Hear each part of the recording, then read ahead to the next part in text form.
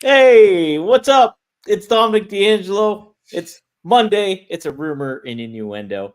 We're of adfreeshows.com, scoops.com, and brassringmedia.com. Check it out. But today, we are also now a part of Podcast Heat. Boom!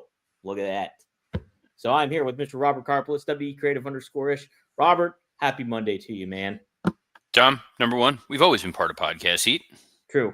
So, already great. Number two, I love the fact that our debut on Podcast Heat streaming sites, you don't get the video up in time. So, way to start us with a damn it, Dom. Love it. But where everywhere else you usually find us all over the internets. Let's say hi to those folks joining us here in the chat. Devin Dowling throwing out an Ayo. Ayo. E with a types of whole paragraph beyond just was up. Halloween Havoc was cool. Saturday night's main event will be all right because nothing will compare to this Saturday as Marcus D'Angelo, the king of the indies, retains high-stakes championship at IWC winner take all. That's correct. He's going up against a newcomer in James Wong, 001. And Ted DiBiase will be in Marcus's corner that evening as well. So Really? should be a fun weekend. November That's 1st. When is that? That is November 1st. You can catch it on Triller TV, or if you're in the Pittsburgh area, go to Mark's Court Time. Tickets will be available, I believe, on the IWC website. So type in International Wrestling Cartel, check it out. I'll be on commentary, as always. Well, November 2nd, that is, will be the Boca Raton Championship Wrestling November Knockdown show. Oh. If you're anywhere in the South Florida area, definitely want to go get tickets for that. If not, it'll be streaming live on the YouTube. On the YouTube, just like we are now on the Podcast Heat YouTube channel. So if you're new to the show, welcome. Thanks for joining us. But if you're Johnny Disco says, happy R&I Monday. We're saying hi to the other folks. Wrestling Old Head says, happy Monday, R&I. I sat all weekend with Robert's Friday hot take on Darby Allin being a villain, and now I want to see heel Darby tear it up. You've won me over. Ooh. If you're here, yes. Let's get rolling. Let's get rolling indeed. Robert, we had a tepid wrestling weekend for all things considered. With pay-per-view after pay-per-view, it seems like we've had. Way to sell it, Tom. Way to just sell it. Calm down. You got the dog upset. Are you happy? Wow. Now I got Marty barking at me. Marty's going nuts. You go tend to him while you talk. Dogs and cats living together, mass hysteria. I would not let a cat live in this house. I got Razor over here, though. He's going to cause some hijinks, I think, here at some point. He's been lurking around. But either way, we did have a SmackDown take place on Friday night, per usual. And different. Dude, I thought SmackDown was a hell of a show. Okay, yeah. Elaborate, Robert. I thought it was a really fun show as well. I thought they did some fun stuff going on with this, particularly too the Dragunov. Had to go grab the old co-host here. There you go, Marty. Hey, Marty. Wrestling Old Head says the truth about cats and dogs. Man, you want to watch a terrible movie. I mean, truly spectacularly awful. You watch The Truth About Cats and Dogs.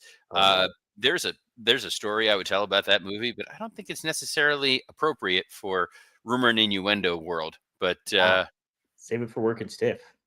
I'll vaguely thread this needle with the the movie came out, and my sister had a sleepover with friends, and this was the movie they had rented, and relatively younger age. And there is a scene in that movie where Jeanine Garofalo's character is enjoying some alone time.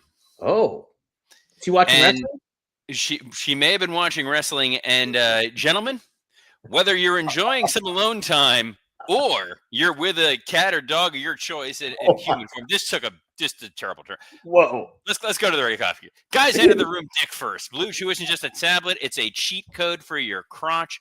Stronger, harder, and longer lasting, like someone gave your downstairs a pep talk and a gym membership. Blue Chew is the original brand offering chewable tablets for better sex. And we've got a special deal for our listeners. As always, get your first month of Blue Chew free. Just use promo code RUMOR at checkout. Pay $5 for shipping. That's it. Join Blue Chew's mission to upgrade humanity one thrust at a time. Head to BlueChew.com for more details and important safety information. And we thank Blue Chew for sponsoring this episode of Rumor and Innuendo. Dom, I'm pulling up the old the old notes from Yes. SmackDown, so I can refresh my recollection. Yes. Yeah, what I loved about this show was how important they made every segment feel. It felt, this is one of those kind of booking 101 things, and this is what we sometimes get little frustrated about with our friend Tony Marie Khan, which is, can you explain why every segment is happening? Sure. And if the answer is no, if it's just we put guy A against guy B, we use the old SmackDown randomizer button on the PlayStation 2, here comes the pain game to book something, Great game. you're a little like, huh?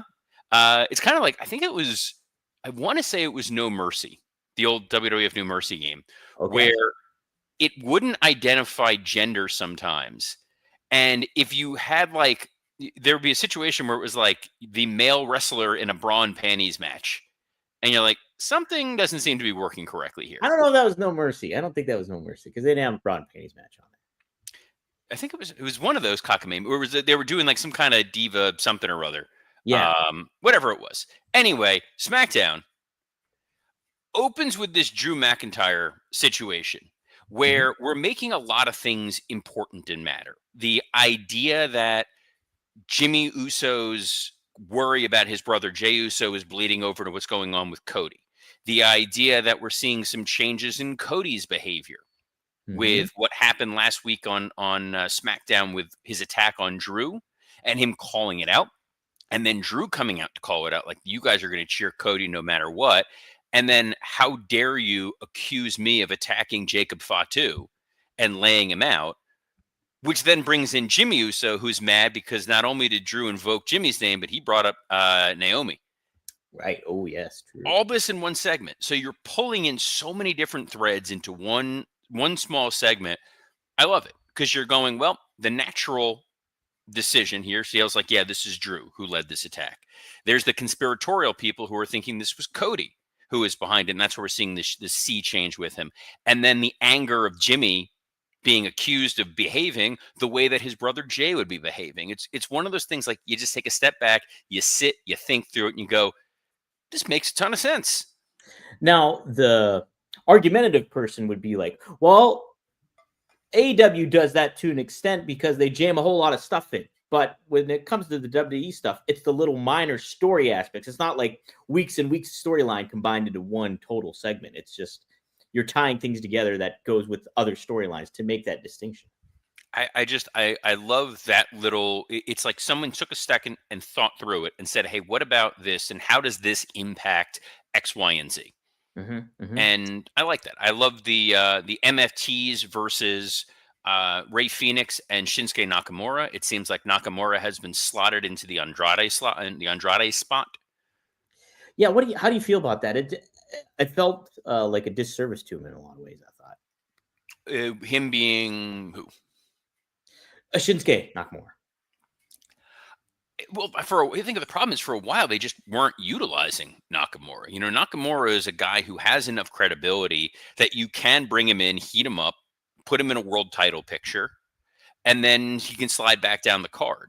I think he's at a point in time in his career where I don't think he minds terribly. I think he enjoys still being able to work. He's a guy who, if he retired tomorrow, we'd say Hall of Fame career without issue. So letting him be able to participate in tag matches, he's clearly still enjoying what he's doing. It's a chance to put a spotlight on Ray Phoenix. The two of them had some fun moments in there together. You elevated the MFTs, who looked like a menacing threat again, which is important. Even Tala Tonga, which is still the dumbest name possibly in wrestling, because he's taller than most. So he's the taller Tonga. Let's call him Tala. So there you go. Elsewhere on that SmackDown, we got not only the Jade Cargill heel turn, but perhaps the coolest scar in wrestling. Yeah, right? Yeah, I mean, the Jade, man, anytime she comes out there, she just feels like such a presence. Like, she's got such a great look, obviously. And I think, she's going to really find a groove into this heel role. Like, as we saw in AEW, she was great as a heel. So I'm excited to see what she's like here in WWE in that form. This is definitely the highest and best use of her, just because she is a heel. Mm-hmm. There is something about her where she can portray that sort of that arrogance, that I'm better than you mentality. Mm-hmm. Absolutely fantastic. Um, I think that her as a baby face, it didn't feel authentic. It didn't feel natural. And I think that when you have that disconnect, when you have that feeling of this person is playing a character versus being who they truly are, the audience is always going to feel like they're a bit at arm's length. Right. Right. Mm-hmm. For sure. We got Ilya Dragunov versus Aleister Black, the debut of the Aleister Zelina entrance, which in no way, shape, or form made anybody think of the Karrion Cross entrance. Not whatsoever. Robert, my thought immediately went to, okay, so this is why they kind of parted ways with Cross. They already had something in place here with Black and I Zelina. don't know that that's necessary. I don't know they necessarily are like these people are gonna drink their milkshake or whatever, but it is giving you a little bit of confidence that they made the right decision to partner Zelina Vega with Aleister Black. Mm-hmm. She was kind of lost in the shuffle for a while. She was part of the LWO, Right. where her character just became Puerto Rico, which That's it. also was admittedly Damian Priest's character for a little while. When he moved away from the Judgment Day, it was just Puerto Rico, the person. The person. And now we're leaning more into her being somewhat spooky, and Damian Priest now leaning back into that Punishment Martinez character. They keep talking about Punishment quite a bit. Yes. Yes, they did. And the Dragunov as the vehicle to move other storylines forward. This is why you create an open challenge. You Mm-hmm. use an open challenge to further another storyline that your guy may not be a part of, but you're going to get a hell of a match out of Ilya Dragunov, and you're going to advance another story. Right. Right. No, it's good. Definitely a good vehicle. Dragunov, I'm kind of curious how they're going to hone his persona in what form or fashion they're going to position him, because it seems like he's like erratic, but he's also like, I don't know, like this fighter that's going to like MDK you pretty much. I don't know. I don't know where they're going to settle on him exactly, but I think they're going to find the right lane for him. I think the development for Dragunov right now is literally he will fight anyone. And Mm-hmm. whenever you get an Ilya Dragunov match, you're going to want to watch that Ilya Dragunov match. Sure. Yeah. Yeah. So being that guy is really, really useful. It's kind of what they were doing a little bit with Jacob Fatu before Fatu got sidelined by that injury. Right. Of he doesn't need a storyline; he's just a dude you want to watch. Yeah. And Dragunov is a guy where you put him in there with anybody. Put him in there with anybody on the SmackDown roster. Bring somebody over from Raw. Bring someone over from NXT. You're going to get a hell of a match with him. Were you surprised they started off with Black like as his first opponent? No, that's 100% who I thought it was going to be. I thought it was a chance to do a hell of a match, because you had, that's the other thing, you had a hell of a match last week with Sami Zayn and Ilya Dragunov. For sure. So you need to continue to perpetuate this notion that the United States title open challenges are going to lead to, I hate saying the word bangers, but bangers, just fantastic matches. And it's a great cheat code to just do, hey, what's the best match we can put out here this week? I know it's Dragunov versus so-and-so. It's the idea that it's Dragunov versus Aleister Black. You get to remind people, again, Aleister Black has great matches on TV. We're reestablishing Aleister Black as this sinister threat. And then we're furthering the feud with him and Damian Priest. Right. And that's check, check, check. Right. Did they check off the main event for you here, Robert, when it was Drew McIntyre taking on Jimmy Uso? Jimmy gets the loss here, and Drew gets the win. What'd you think of this match here, Robert? Great hardcore match. So it was a way to get Drew McIntyre a win. And they elevated Jimmy Uso enough during this show where it felt like, yeah, Jimmy Uso in the main event here made sense. Sure. He's a dude who's been accused of doing something he didn't do. We see him featured prominently on the Raw feud with Jey Uso and everything going on with the world title. You've invoked his wife. You're bringing up the Jacob Fatu stuff. You're bringing in the Cody Drew main event scene right now. And then having it be a no DQ match means these guys can just go all out. And there was a point where they showed how cut up Drew's back was while he was rolling. And you went like, damn, this is a really intense, hard-hitting match with Jimmy Uso in the main event. Right. That's great. And that's how you want to feel. You want to feel like, yeah, this guy absolutely belongs in this spot. For sure. Does it hurt him taking the loss at all, you think? No, because there's no DQ. And he lost to the number one contender, who's a guy who needed to literally do everything up to and including utilizing a chair to take out a chair and a table to beat Jimmy Uso. Yeah. So Jimmy felt like, Big Jim. Big Jim. Hey, we had some big vignettes going on over the weekend too. I don't know if you caught any wind of these, but lots of footsteps going on, Robert. People are speculating who this could be or who they could be because there's 4 vignettes of different shoes walking. I have my hunch of what it is, but what do you think? I've only seen one vignette. I'm sorry. Apparently, I've missed the other 3. The first one I saw was really nice dress shoes, so I thought maybe it's Gunther. Okay. But I have not seen the others. Enlighten me, Dom. Yeah, there's a couple other ones. One with set of looking cowboy boots, I guess, and maybe another one with a set of sneakers as well. So I'm just thinking maybe the build to Survivor Series. You got Punk, you got Brock, you got maybe Cody or something.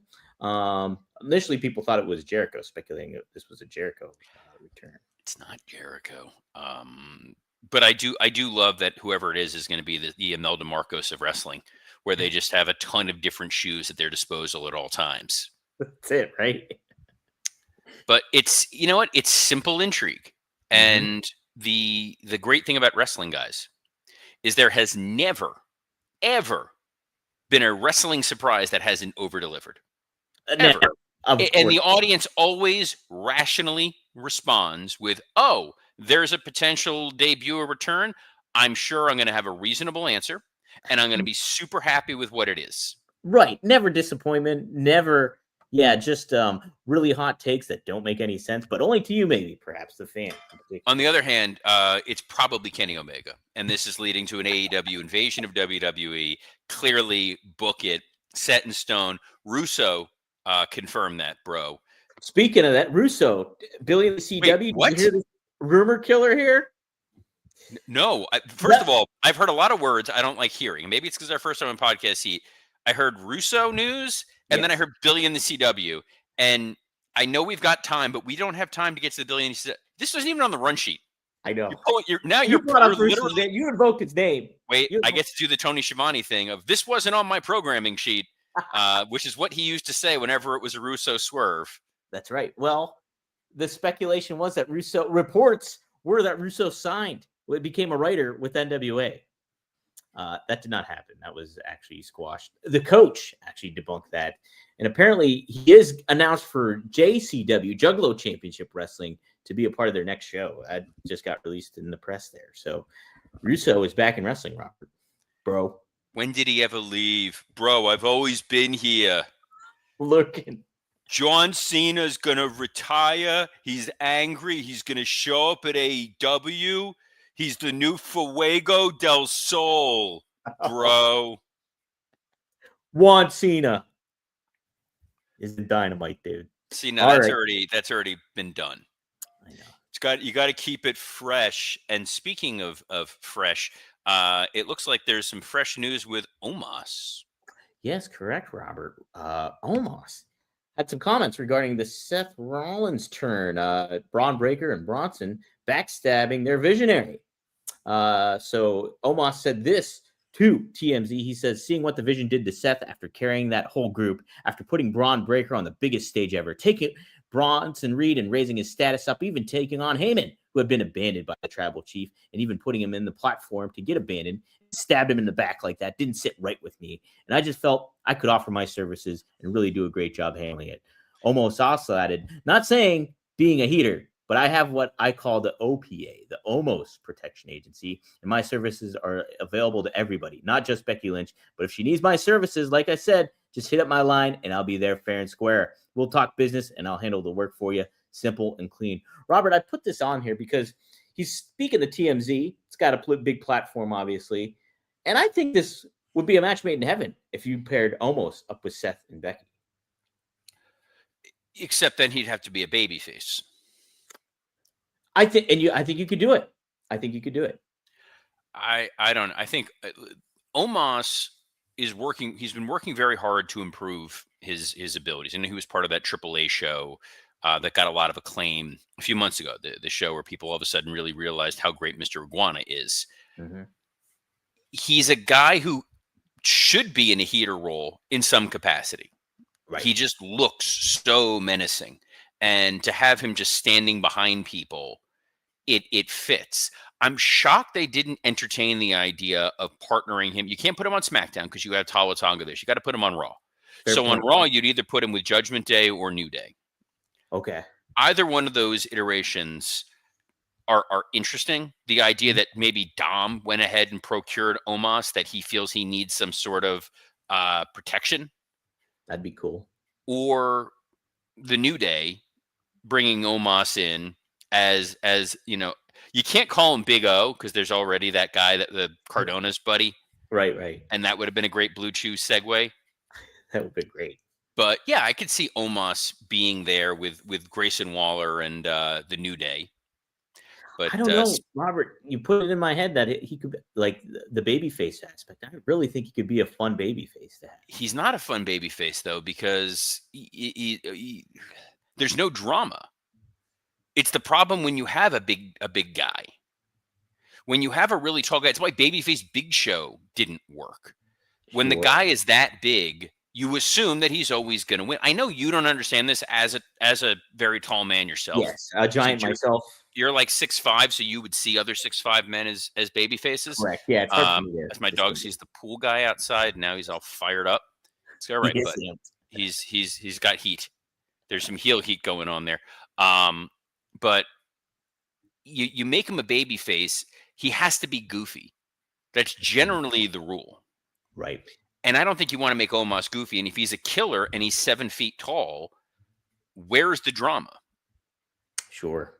You're All like, right. of course the big giant guy is going to win. Yeah. But we'll see Raw tonight. Anything else teed up for Raw tonight, Dom? As if I'm pulling to the next thing on the agenda. Well, while heavens making to it look- Betsy, Robert. We got. I tell you what, lean closer into the camera. Could you look like that scene in Ace Ventura when he's in the bottom of the aquarium and he's looking for the stone? Yeah. Which, by the way, always bugged me that there was no live dolphin as a Miami Dolphins mascot. That's true, right? There was no aquarium. Like, it was such a strange decision. But I did love, they shot it at Joe Robbie Stadium, which is always fun. And it features the advertisement for our local ABC affiliate at the time, Channel 10, which is also the ABC affiliate that's featured in The Shining when they're showing the report of the Miami. What a crossover that would be, Ace Ventura. That's the closest you're getting to something Halloween related for me this week. I did watch Weapons, by the way. Finally watched Weapons. What'd you think? It was good. Could have built to a better heel. Okay, I heard mixed things. I heard very positive things at first, and then yeah, I mean, I enjoyed it. I liked it a lot better than that House of Dynamite show on Netflix that I watched last night. House of the AEW Dynamite? Not House of AEW Dynamite, but very similar in the super repetitive. Boy, they don't really have a way out of this. Oh man, okay, man, you know how to sell that too, Robert. Dom, Raw tonight. What do we got? This is mainly just me making sure that Raw starts at 8 tonight, because I've messed this up a couple times. Correct, it does. According to Fightful, it starts at 8 p.m. Eastern Standard Time at the Honda Center of Anaheim, California. So we have CM Punk. Pertinent information. I wanted you to know. Bro, who's the spokesman for Honda? John Cena. It's a conspiracy. Hey, is it a conspiracy that we got CM Punk and Jey Uso going face to face tonight? I'm excited kind of for that, Robert. See how they handle this. Yeah, I think it'll be a good opportunity for them to tell the story that they need to for Saturday night's main event, which is this is a thrown together match that isn't a thrown together match. It's Jey Uso looking to regain the world title that he lost because he didn't have the killer instinct and wasn't being selfish and wasn't being Roman enough.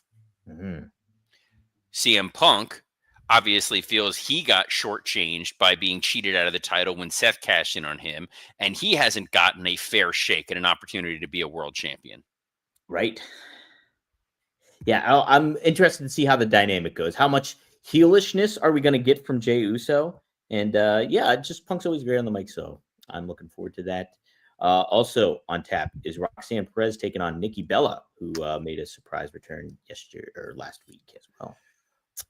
She aligned with Stephanie McCourt, by the way. Which I kind of think. Can you fast forward through live TV? No, you can't. So I'm gonna have to watch this match. Yes. Mm-hmm. Is this a heel turn for Nikki Bella coming up? It just feels like a heel turn. It's a heel turn for Hunter for putting Nikki Bella on TV. All right, so that's on tap, Robert. We also have the WWE Women's Tag Team Championship. It's Alexa Bliss and Charlotte Flair making an appearance here on Raw, going up against Bayley and Lyra Valkyria. I'm sure Bayley and Lyra Valkyria are going to get along just fine. There'll be no shenanigans, no chicanery. Happy, joy time.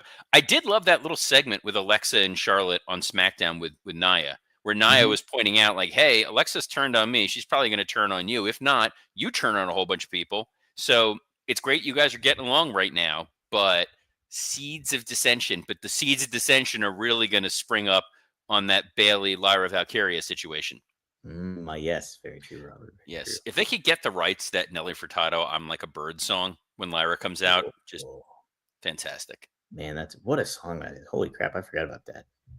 We have a number one contendership match, Robert. It is Penta taking on Rusev. Wouldn't mind this ending in a triple threat. Okay. I think you could do this where neither one of these guys wins. Double DQ, double count out, double whatever. Dirty Dom just takes advantage of it all. Him and Omos.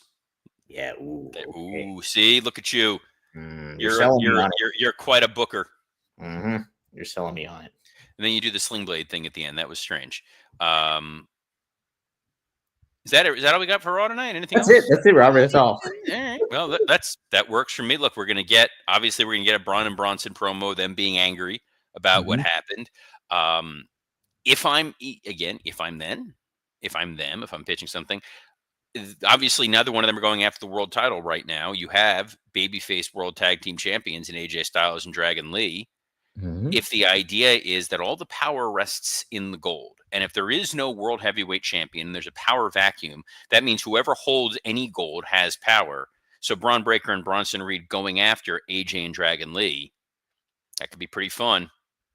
Would be a fun time. Do you think it's too quick, though, if you're transitioning the titles from AJ Lee to the Bronsons? It's almost like there's a word for it, like a transition champion.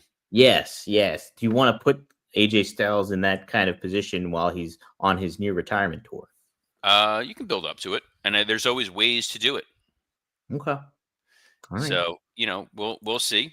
But one thing we will absolutely see is all of you tomorrow at noon Eastern, as we are on a plethora of platforms, including the WWE Creative_ISH X account, the @Dominic D'Angelo X account, the @SE Scoops X account, the @Podcast Heat X account, and on YouTube on Rumor and Innuendo, ad-free shows, and now on Podcast Heat.